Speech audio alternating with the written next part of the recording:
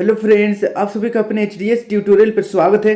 आज हम लोग जेक बोर्ड क्लास 9 का देखिए प्रथम साधिक परीक्षा का मॉडल क्वेश्चन देखने वाले हैं। 2021 का क्वेश्चन बहुत ही इंपॉर्टेंट रहेगा क्योंकि कुछ क्वेश्चन आपका यहाँ से भी आ सकता है। ओके, 2-4 क्वेश्चन रहता ही है यहाँ से, उससे भी ज़्यादा क्वेश्चन रह सकता है। और कुछ लोग समझते हैं कि पूरा का पूरा यहीं से रहेगा, तो ये गलत है। ओके, कुछ क्वेश्चन यहाँ से रहेगा, तो अच्छी तरीके से इसको याद कर लीजिएगा। मैं इसका आंसर बताते चलूँगा। देखिए, मॉडल प्रश्न है और सेट 1 है। यहाँ पर देखिए कक्षा 9 का है और जो विषय है वो विज्ञान है। समय आपको 1.5 घंटे का मिलेगा और पूर्णांक 40 का है और नंबर ऑफ क्वेश्चन भी 40 ही है। एक क्वेश्चन 1 नंबर का है। पहला क्वेश्चन देखिए, निम्न में कौन सदिश नहीं है, यानी कि कौन अदिश राशि है। तो देखिए, पहला ऑप्शन है विस्थापन, दूसरा त्वरण, तीसरा वेग, चौथा दूरी। तो इसका सही आंसर हो जाएगा ऑप्शन नंबर डी, दूरी सदिश नहीं है। फिर देखिए नेक्स्ट सेकंड क्वेश्चन, वेग परिवर्तन की दर को कहते हैं। पहला ऑप्शन है बल, दूसरा त्वरण, तीसरा द्रव्यमान, चौथा इनमें कोई नहीं। तो इसका सही आंसर हो जाएगा ऑप्शन नंबर बी, त्वरण। इसे नोट कर लीजिए। फिर देखिए नेक्स्ट 3 नंबर, चाल और वेग का मात्रक होता है। तो चाल और वेग का मात्रक क्या होता है। पहला ऑप्शन है मीटर पर सेकेंड, दूसरा मीटर पर सेकेंड स्क्वायर, तीसरा न्यूटन, चौथा न्यूटन मीटर स्क्वायर।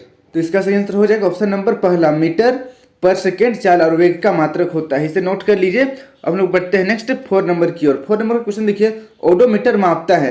पहला ऑप्शन देखिए चाल, दूसरा ऑप्शन है त्वरण, तीसरा है वेग और चौथा है दूरी। तो इसका सही आंसर हो जाएगा ऑप्शन नंबर चौथा, दूरी। ओडोमीटर क्या मापता है, दूरी मापता है। इसे आप नोट कर लीजिए। अब बढ़ते हैं नेक्स्ट हम लोग 5 नंबर की ओर। 5 नंबर का क्वेश्चन देखिए, 20 मीटर पर सेकेंड का किलोमीटर पर आवर में मान होगा। पहला ऑप्शन है 36 किलोमीटर पर आवर, दूसरा है 72 किलोमीटर पर आवर, तीसरा देखिए 30 किलोमीटर पर आवर और चौथा है 20 kilometre per hour.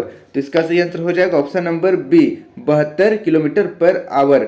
Metre per second को किलोमीटर पर आवर में बदलने के लिए हम लोग 18/5 से गुना कर देते हैं। तो यहाँ पर देखिए 20 है, तो 20 को गुना कर देंगे 18/5 से। इसको सोल्व करते हैं, 5 का 5, 5 चौके 20 और यहाँ पर आगे है हमारा देखिए 4 गुना 18, तो 18 चौके 72 होता है। इसलिए ऑप्शन नंबर बी सही हो जाएगा। अब बढ़ते नेक्स्ट हम लोग 6 नंबर की ओर। 6 नंबर का क्वेश्चन देखिए, एक कार की चाल 15 मीटर की दूरी तय करने में 18 किलोमीटर प्रति घंटा से 36 किलोमीटर प्रति घंटा हो जाती है। तो कार का त्वरण क्या है। पहला ऑप्शन देखिए 2.5 मीटर पर सेकेंड स्क्वायर, दूसरा ऑप्शन है 5.0 मीटर पर सेकेंड स्क्वायर, फिर तीसरा ऑप्शन देखिए 1.5 मीटर पर सेकेंड स्क्वायर और चौथा ऑप्शन देखिए 3 मीटर पर सेकेंड स्क्वायर। तो इसका सही आंसर हो जाएगा ऑप्शन नंबर पहला, 2.5 मीटर पर सेकेंड स्क्वायर। इसे आप नोट कर लीजिए। अब बढ़ते हैं नेक्स्ट हम लोग 7 नंबर की ओर। 7 नंबर का क्वेश्चन देखिए, बल का ऐसा ही मात्रक है। तो बल का ऐसे मात्रक बताना है। पहला ऑप्शन देखिए मीटर पर सेकेंड, दूसरा किलोग्राम मीटर पर सेकेंड, उसके बाद देखिए तीसरा है न्यूटन और चौथा इनमें कोई नहीं। तो इसका सही आंसर है ऑप्शन नंबर तीसरा, न्यूटन। बल का ऐसे मात्रक क्या होता है, न्यूटन होता है। इसे आप नोट कर लीजिए। अब बढ़ते हैं नेक्स्ट हम लोग 8 नंबर की ओर। 8 नंबर का क्वेश्चन देखिए, 1 न्यूटन किसके बराबर होता है। पहला ऑप्शन है 1 kg metre per second square, दूसरा है 1 kg सेंटीमीटर पर सेकेंड स्क्वायर, तीसरा ऑप्शन देखिए 1 ग्राम मीटर पर सेकेंड स्क्वायर और चौथा ऑप्शन है 1 kg metre per second square. तो इसका सही आंसर हो जाएगा ऑप्शन नंबर पहला, 1 kilogram metre per second square 1 Newton के बराबर होता है। इसे आप नोट कर लीजिए। अब बढ़ते हैं नेक्स्ट हम लोग 9 नंबर की ओर। 3 पिंड ए बी सी के द्रव्यमान क्रमशः 5 kg, 2 kg, 10 kg है। इनमें किसका जड़त्व सबसे कम है। पहला ऑप्शन है ए, दूसरा ऑप्शन है बी, तीसरा ऑप्शन है सी और चौथा ऑप्शन है इनमें कोई नहीं। तो इसका सही आंसर हो जाएगा ऑप्शन नंबर बी का। देखिए ऑप्शन नंबर बी क्या है, 2 kg ही है। तो इसका जड़त्व सबसे कम होगा क्योंकि यह हल्का है। इसे आप नोट कर लीजिए। अब बढ़ते हैं नेक्स्ट हम लोग 10 नंबर की ओर। 1 किलोग्राम द्रव्यमान पर 1 न्यूटन का बल लगाने पर उत्पन्न त्वरण का मान होगा। पहला ऑप्शन है 1 मीटर पर सेकेंड, दूसरा है 10 मीटर पर सेकेंड स्क्वायर, तीसरा देखिए 1 किलोमीटर पर सेकेंड, उसके बाद देखिए चौथा है 1 मीटर पर सेकेंड स्क्वायर। तो इसका सही आंसर हो जाएगा option number D, 1 metre per second square इसका त्वरण हो जाएगा। इसे आप नोट कर लीजिए। अब बढ़ते हैं नेक्स्ट हम लोग 11 नंबर की ओर।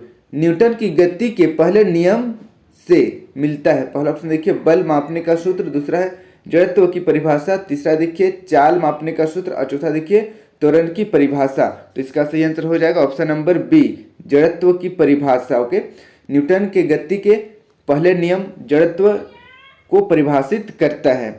इसे आप नोट कर लीजिए। अब बढ़ते हैं नेक्स्ट हम लोग 12 नंबर की ओर। न्यूटन गति के कौन से नियम से बल मापने का सूत्र मिलता है? पहला ऑप्शन है पहले नियम से, दूसरा दूसरे नियम से, तीसरा तीसरे नियम से और चौथा देखिए इनमें कोई नहीं। तो इसका सही आंसर हो जाएगा ऑप्शन नंबर बी, दूसरे नियम से बल मापने का सूत्र मिलता है। पहला नियम से क्या मिलता है? जड़त्व की परिभाषा, और दूसरा सूत्र से हम लोगों को मिलता है बल मापने का सूत्र। इसे आप नोट कर लीजिए। अब बढ़ते हैं नेक्स्ट हम लोग 13 नंबर की ओर। जी का मान होता है, तो जी का मान कितना होता है बताना। ये तो बहुत ही इंपॉर्टेंट क्वेश्चन है, वेरी वेरी इंपॉर्टेंट क्वेश्चन, इसको याद रखिएगा। चलिए पहला ऑप्शन देखते हैं, 9.8 न्यूटन, दूसरा है 9.8 मीटर पर सेकेंड स्क्वायर, और तीसरा देखिए 9.8 सेंटीमीटर पर सेकेंड स्क्वायर, और चौथा ऑप्शन है 98 मीटर पर सेकेंड स्क्वायर। तो इसका सही आंसर हो जाएगा option number B, 9.8 metre per second square जी का वैल्यू होता है। इसे आप नोट कर लीजिए। फिर देखिए नेक्स्ट 14 नंबर, 60 केजी द्रव्यमान के किसी मनुष्य का चंद्रमा पर भार होगा, और चंद्रमा में या फिर कहीं पर भी जी का वैल्यू तो बराबर ही रहता है। जी का वैल्यू अप्रोक्स दिया हुआ है यहाँ पर देखिए 10 मीटर पर सेकेंड स्क्वायर। तो चंद्रमा पर उस मनुष्य का भार बताना है। देखिए पहला ऑप्शन है 600 न्यूटन, दूसरा 60 न्यूटन, तीसरा 100 न्यूटन और चौथा है 10 न्यूटन। तो इसका सही आंसर हो जाएगा ऑप्शन नंबर सी, 100 न्यूटन होगा। इसे आप नोट कर लीजिए। अब लोग बढ़ते हैं नेक्स्ट 15 नंबर की ओर। शरबत बनाते समय पानी में चीनी मिलाने पर चीनी पानी में मिल जाता है, यह पदार्थ के कणों के किस गुण को दर्शाता है? पहला ऑप्शन देखिए, पदार्थ के कणों के बीच रिक्त स्थान होता है, दूसरा देखिए पदार्थ गतिशील होते हैं, तीसरा ऑप्शन देखिए पदार्थ चिकन, यहाँ पर पदार्थ के कण एक दूसरे को आकर्षित करते हैं, इस तरीके से होना चाहिए था, यहाँ पर टाइपिंग मिस्टेक हो गया है। पदार्थ के कण एक दूसरे को आकर्षित करते हैं, फिर चौथा देखिए उपरोक्त सभी। तो इसका सही आंसर हो जाएगा ऑप्शन नंबर पहला, पदार्थ के कणों के बीच रिक्त स्थान होता है, उस रिक्त स्थान में चीनी समा जाता है। ओके, इसे आप नोट कर लीजिए। बढ़ते हैं नेक्स्ट 16 नंबर की ओर। निम्नलिखित में से कौन पदार्थ का उदाहरण है? तो पदार्थ का उदाहरण बताना है। पहला ऑप्शन देखिए विचार, दूसरा शीत, तीसरा पेयजल, चौथा स्नेह। तो इसका सही आंसर होगा ऑप्शन नंबर पहला, पेयजल। इसे आप नोट कर लीजिए। फिर अब देखते हैं 17 नंबर का क्वेश्चन, दो विभिन्न पदार्थों के कणों का स्वतः मिलना कहलाता है। तो देखिए पहला ऑप्शन है विसरण, दूसरा वाष्पीकरण, तीसरा घुलना और चौथा संपीड़ित। तो इसका सही आंसर है ऑप्शन नंबर पहला, दो विभिन्न पदार्थों के कणों का स्वतः मिलना विसरण कहलाता है। इसे आप नोट कर लीजिए। फिर देखिए नेक्स्ट 18 नंबर, किसी तत्व की द्रव्यमान प्रति इकाई आयतन को क्या कहते हैं?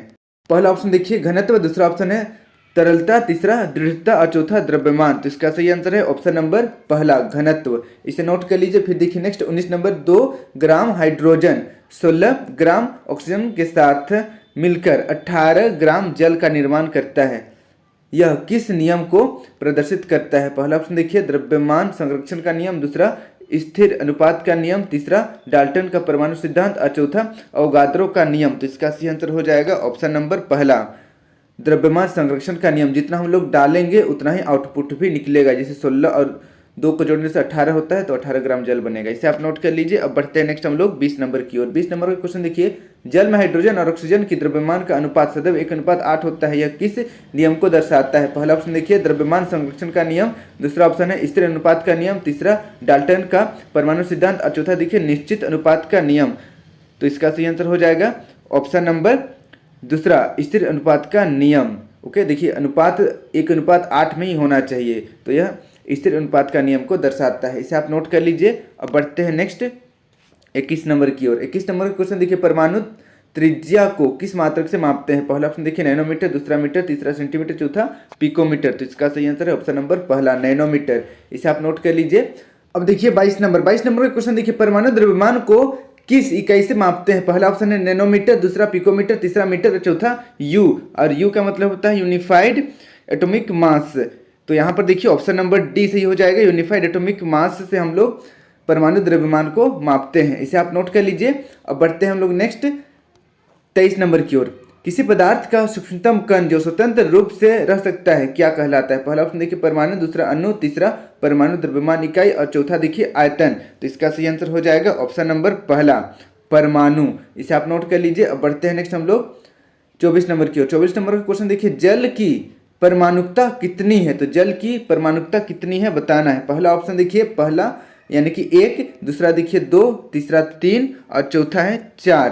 तो इसका सही आंसर हो जाएगा ऑप्शन नंबर तीसरा, जल की परमाणुकता 3 होता है। इसमें ऑक्सीजन 1 और हाइड्रोजन 2 होता है। टोटल 3 परमाणु इसमें होते हैं, हाइड्रोजन का 2 परमाणु और ऑक्सीजन का 1 परमाणु। इसे नोट कर लीजिए। अब बढ़ते हैं नेक्स्ट हम लोग 25 नंबर की ओर। निम्नलिखित में से किस यौगिक की परमाणुकता 5 है? तो किसकी, यहाँ पर किसकी यौगिक की परमाणुकता 5 है वो बताना है। पहला ऑप्शन देखिए अमोनिया का, दूसरा कार्बन हाइड्रोक्साइड, तीसरा कैल्शियम कार्बोनेट और चौथा जल। तो इसका सही आंसर हो जाएगा ऑप्शन नंबर तीसरा, कैल्शियम कार्बोनेट का परमाणुकता 5 होता है, यानी कि इसमें 5 परमाणु रहते हैं। इसे नोट कर लीजिए। फिर देखिए नेक्स्ट 26 नंबर, कैल्शियम हाइड्रोक्साइड का सूत्र लिखिए। तो पहला ऑप्शन देखिए CaO, दूसरा ऑप्शन देखिए CaOH2 और तीसरा देखिए CaCO3 और चौथा देखिए CaCl2। तो इसका सही आंसर हो जाएगा ऑप्शन नंबर दूसरा, कैल्शियम हाइड्रोक्साइड का फॉर्मूला होता है CaOH2। ऑप्शन नंबर दूसरा सही है, इसे नोट कर लीजिए। अब बढ़ते हैं नेक्स्ट हम लोग 27 नंबर की ओर। नाइट्रिक अम्ल का आणविक द्रव्यमान ज्ञात कीजिए। तो नाइट्रिक एसिड का आणविक द्रव्यमान ज्ञात करना है। पहला ऑप्शन देखिए 63, दूसरा 61 और तीसरा है 60 और चौथा है 56। तो इसका सही आंसर हो जाएगा ऑप्शन नंबर पहला, 63 इसका आणविक द्रव्यमान होता है। इसे नोट कर लीजिए। फिर देखिए नेक्स्ट 28 नंबर, कोशिका की खोज किसने की है? तो बहुत ही आसान क्वेश्चन है, क्लास 8 में भी है, क्लास 9 में भी है। तो चलिए इसका हम लोग ऑप्शन देखते हैं। पहला ऑप्शन देखिए रॉबर्ट हुक, दूसरा है ल्यूवेन हुक, तीसरा है पुरोकंज और चौथा है स्लीडेन तथा स्वान। तो इसका सही आंसर है ऑप्शन नंबर पहला, कोशिका की खोज रॉबर्ट हुक ने की थी। इसे नोट कर लीजिए। फिर देखिए नेक्स्ट 29 नंबर, निम्नलिखित में कौन जीव एक कोशिकीय है? पहला ऑप्शन है पैरामीशियम, दूसरा कवक, तीसरा आम और चौथा अंडाणु। तो इसका सही आंसर हो जाएगा ऑप्शन नंबर पहला, पैरामीशियम एक कोशिकीय जीव है। इसे आप नोट कर लीजिए। एक्चुअल में अंडाणु भी एक कोशिका का ही होता है, लेकिन ये जीव नहीं है, इसको समझना है, यहाँ पर जीव का बात किया जा रहा है। अब बढ़ते हैं नेक्स्ट हम लोग 30 नंबर की ओर। 30 नंबर का क्वेश्चन देखिए, पादप कोशिका की सबसे बाहरी परत क्या है?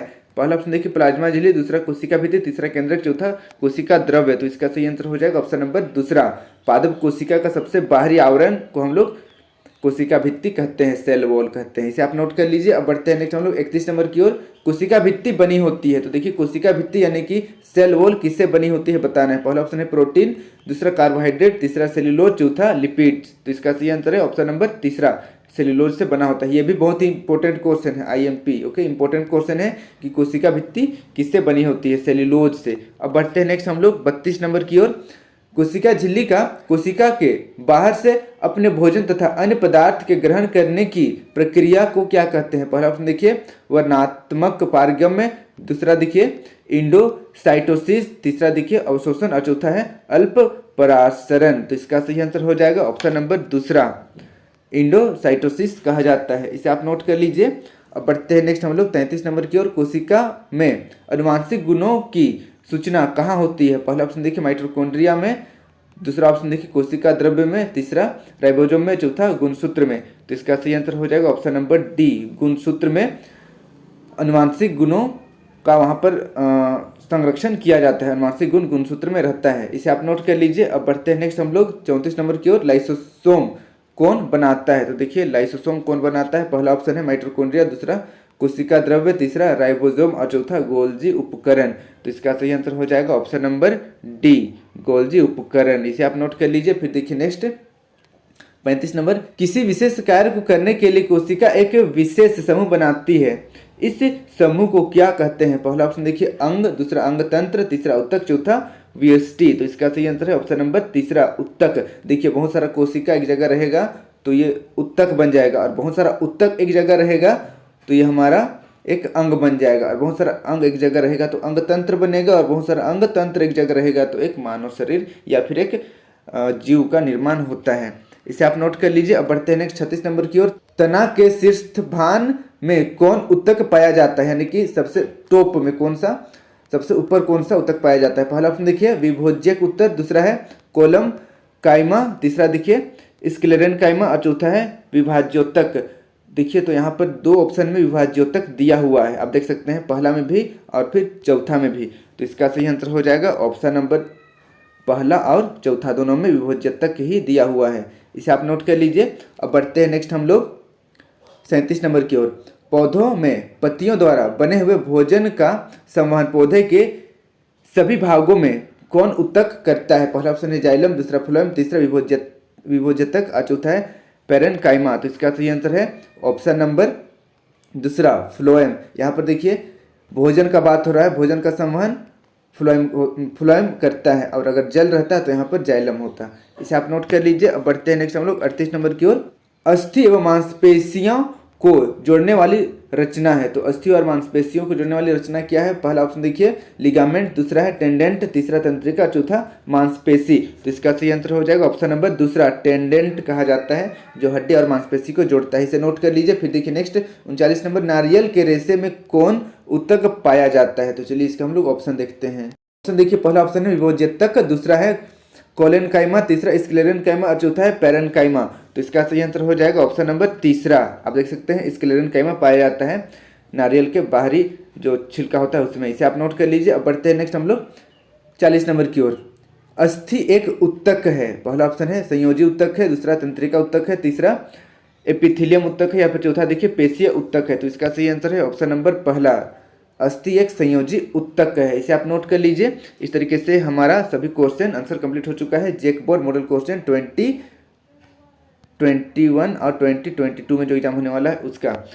तो आई होप सभी समझ में आया होगा। अगर कहीं पर दिक्कत हुआ है तो मुझे कमेंट कर दीजिए, मैं डाउट सेक्शन में क्लियर कर दूंगा। और वीडियो अच्छी लगी तो वीडियो को जरूर लाइक कीजिए और अपने सभी दोस्तों के साथ वीडियो को जरूर शेयर कीजिए ताकि उनको भी इस वीडियो का लाभ हो सके। इसी प्रकार के मेरे सभी वीडियो देखने के लिए इस सब्सक्राइब बटन को प्रेस करके सब्सक्राइब करें और साथ ही यहाँ पर बेल आइकन को ऑल में क्लिक करें।